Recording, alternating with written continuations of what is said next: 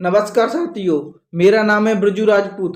आप सभी का स्वागत है ब्रजू स्टडी ग्रो में। दोस्तों, हिंदी के ऑनलाइन प्रैक्टिस सेट में हम आज 40 प्रश्न लेके आए हुए हैं जो यूपी पुलिस के लिए अति महत्वपूर्ण या कह सकते हैं कि रामबाण साबित होने वाले हैं।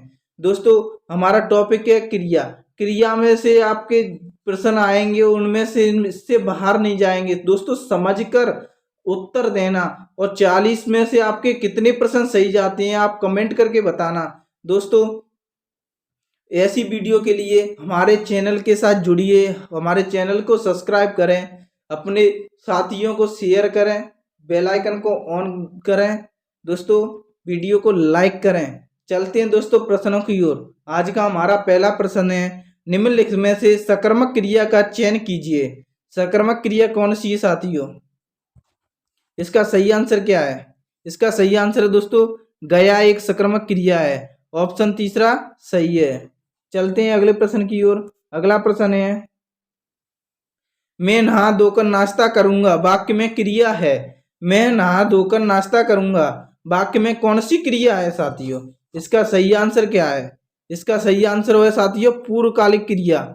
इसका सही आंसर है पूर्वकालिक क्रिया। ऑप्शन तीसरा सही है। चलते हैं अगले प्रश्न की ओर। अगला प्रश्न है, किस वाक्य में अकर्मक क्रिया नहीं है? अकर्मक क्रिया कौन सी वाक्य में नहीं है? इनमें से राइट आंसर कौन सा है साथियों? इसका सही आंसर क्या है? वो है साथियों, बालक पतंग उड़ा रहा है। बालक पतंग उड़ा रहा है अकर्मक क्रिया नहीं है। ऑप्शन तीसरा सही है। चलते हैं अगले प्रश्न की ओर। अगला प्रश्न है, किस वाक्य में सकर्मक क्रिया नहीं है? कौन सा वाक्य है जिसमें सकर्मक क्रिया नहीं है? इसका सही आंसर क्या है? सही आंसर क्या है साथियों? इसका राइट आंसर क्या है? सकर्मक क्रिया किस वाक्य में नहीं है? इसका राइट आंसर है दोस्तों, मजदूर पेड़ के नीचे बहुत देर से बैठा है। इसका राइट आंसर है मजदूर है वो पेड़ के नीचे बहुत देर से बैठा है। ऑप्शन पहले में सकर्मक क्रिया नहीं है। अगला प्रश्न है हमारा, इनमें किन शब्दों की गणना अव्यय के अंतर्गत की जाती है? इनमें किन शब्दों की गणना अव्यय के अंतर्गत की जाती है? इसका सही आंसर क्या है? इसका सही आंसर क्या होगा? इसका सही आंसर है दोस्तों क्रिया विशेषण की। दोस्तों, किस शब्द क्रिया विशेषण की? ऑप्शन पहला करेक्ट है। चलते हैं अगले प्रश्न की ओर। अगला प्रश्न है हमारा, किस वाक्य में अकर्मक क्रिया का प्रयोग किया गया है? किस वाक्य में अकर्मक क्रिया का प्रयोग किया गया है? इसका सही आंसर क्या है? इसका सही आंसर क्या साथियों? इसका सही आंसर होगा दोस्तों, बालक बहुत देर से रो रहा है। दोस्तों, बालक बहुत देर से रो रहा है। ऑप्शन दूसरा करेक्ट है। अगला प्रश्न है हमारा, किस वाक्य में पूर्वकालिक क्रिया का प्रयोग हुआ है? कौन सा वाक्य है जिसमें पूर्वकालिक क्रिया का प्रयोग हुआ है? इसका सही आंसर क्या है? इसका सही आंसर होगा साथियों, वह नहाकर पढ़ेगा। वह नहाकर पढ़ेगा वाक्य में पूर्वकालिक क्रिया का प्रयोग हुआ है। ऑप्शन पहला राइट है। अगला प्रश्न है हमारा, किस वाक्य में क्रिया संबंधी अशुद्धियां हैं? कौन सा वाक्य है जिसमें क्रिया संबंधी अशुद्धि है? इसका सही आंसर क्या है? इसका सही आंसर होगा दोस्तों, सर्वत्र आधुनिकीकरण करना ठीक नहीं। सर्वत्र आधुनिकीकरण करना ठीक नहीं है। ऑप्शन पहला करेक्ट है। अगर चलते हैं अगले प्रश्न की ओर। अगला प्रश्न है हमारा, इनमें से द्विक्रमक क्रिया किस वाक्य में है? द्विक्रमक क्रिया कौन से वाक्य में है? इसका सही आंसर क्या है?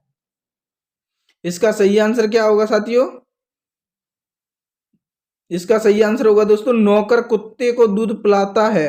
नौकर कुत्ते को दूध पिलाता है। ऑप्शन चौथा करेक्ट आंसर है। नेक्स्ट प्रश्न है हमारा, निम्नलिखित में से किस वाक्य में पूर्वकालिक क्रिया का प्रयोग है? पूर्वकालिक क्रिया का प्रयोग किस वाक्य में है? इसका सही आंसर क्या है? इसका सही आंसर क्या होगा साथियों? ऑप्शन दस का सही आंसर क्या होगा?